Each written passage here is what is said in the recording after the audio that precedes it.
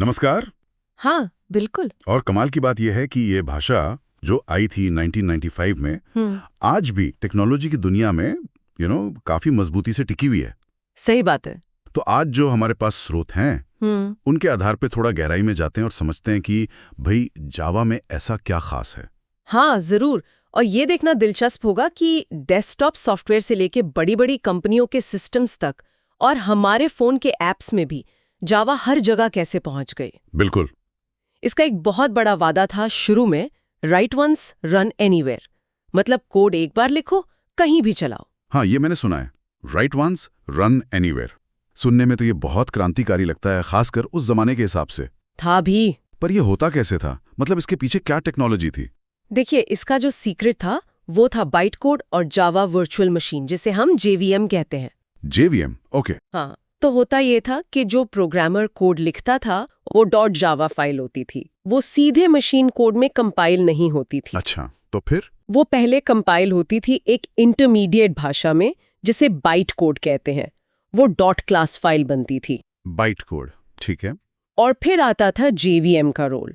ये JVM, जो कि असल में एक सॉफ्टवेयर ही है, वो उस बाइट कोड को लेता था और किसी भी ऑपरेटिंग सिस्टम पर चला सकता था, चाहे विंडोज हो, मैक हो, लिनक्स हो। अरे वाह, मतलब JVM ही वो जादू था जो इसे प्लेटफॉर्म इंडिपेंडेंट बनाता था। बिल्कुल।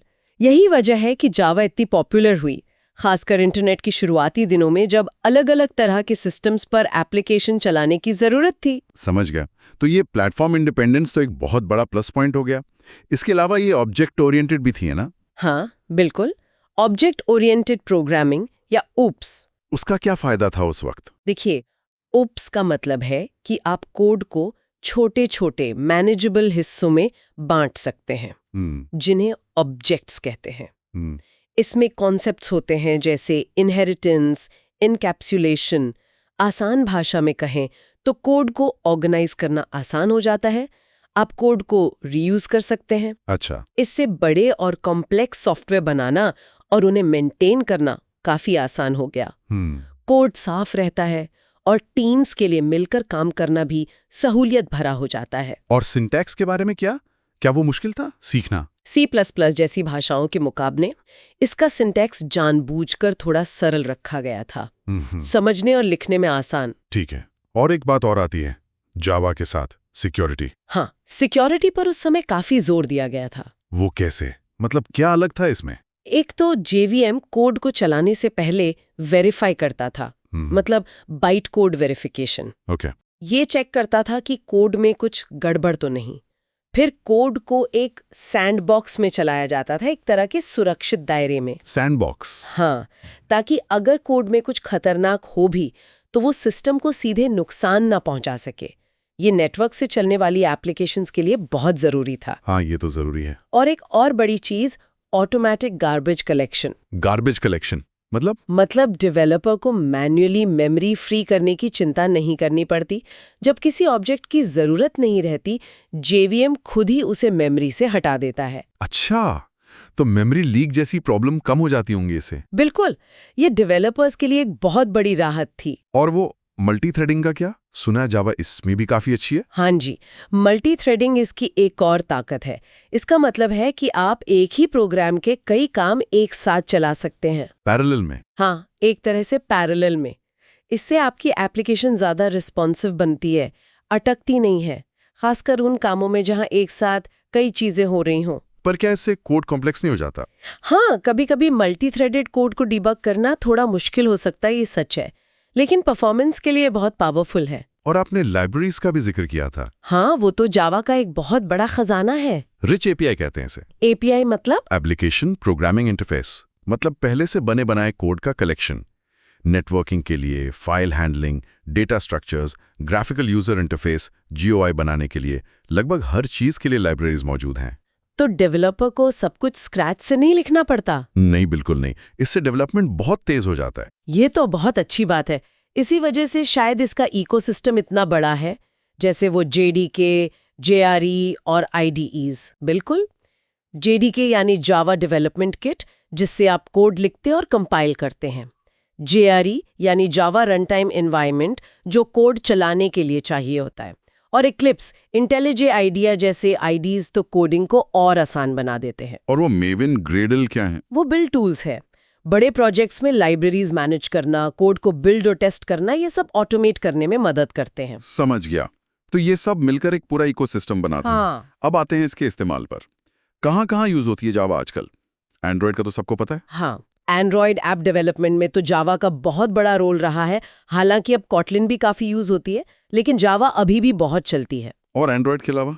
बड़ी बड़ी कंपनियों के जो बड़े कॉम्प्लेक्स सिस्टम्स होते हैं, एंटरप्राइज एप्लीकेशंस, उनमें जावा ईई, अब जकार्ता ईई और स्प्रिंग हाइबरनेट जैसे फ्रेमवर्क्स का दबदबा है। अच्छा, वेब डेवलपमेंट में भी? हाँ, वेबसाइट्स के बैकएंड में बहुत इस्तेमाल होती है।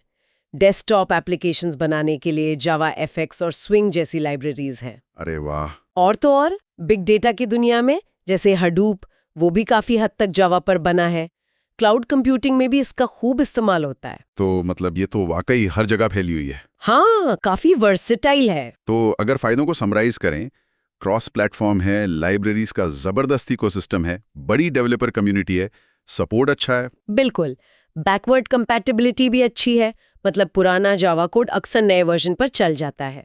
और ये स्केलेबल भी है, छोटी एप्लीकेशन से लेकर बहुत बड़ी एप्लीकेशन तक बना सकते हैं। लेकिन कुछ कमियां भी होंगी, कोई भी टेक्नोलॉजी परफेक्ट तो नहीं होती। हाँ, कुछ चुनौतियां हैं, जैसे सी या C++ जैसी भाषाओं के मुकाबले ये थोड़ी स्लो हो सकती है, क्योंकि बीच में JVM की लेयर होती है।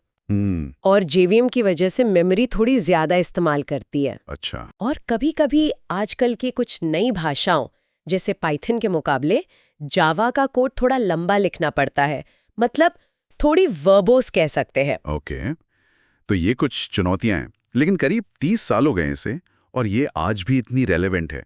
इसका भविष्य कैसा लगता है? देखिए, जावा रुकी नहीं है, ये लगातार इवॉल्व हो रही है। रेगुलर अपडेट्स आते हैं, जैसे हाल ही में जावा 21 आया है। हाँ, सुना था।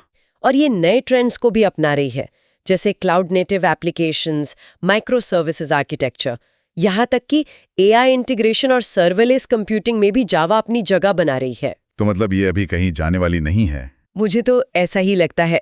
इसकी नींव बहुत मजबूत है और ये लगातार खुद को नए जमाने के हिसाब से ढाल रही है, इसलिए इसका भविष्य अभी भी काफी उज्जवल है। तो कुल मिलाकर जावा सिर्फ एक प्रोग्रामिंग भाषा नहीं है, बल्कि एक पूरा प्लेटफॉर्म, एक इकोसिस्टम है जिसने सॉफ्टवेयर डेवलपमेंट को बहुत गहराई से प्रभावित किया है। बिल्कुल। इसकी विश्वसनीयता, सिक्योरिटी और ये जो फ्लेक्सिबिलिटी है अलग अलग जगह इस्तेमाल होने की, ये इसे आज भी डेवलपर्स के लिए एक अहम टूल बनाती है। सही कहा।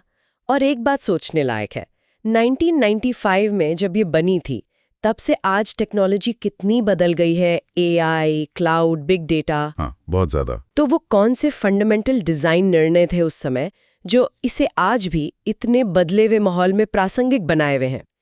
शायद ये जो अडैप्ट करने की क्षमता है, वही इसका सबसे बड़ा राज है। इस पर सोचना वाकई दिलचस्प है। बिल्कुल, ये एक अच्छा सवाल है सोचने के लिए।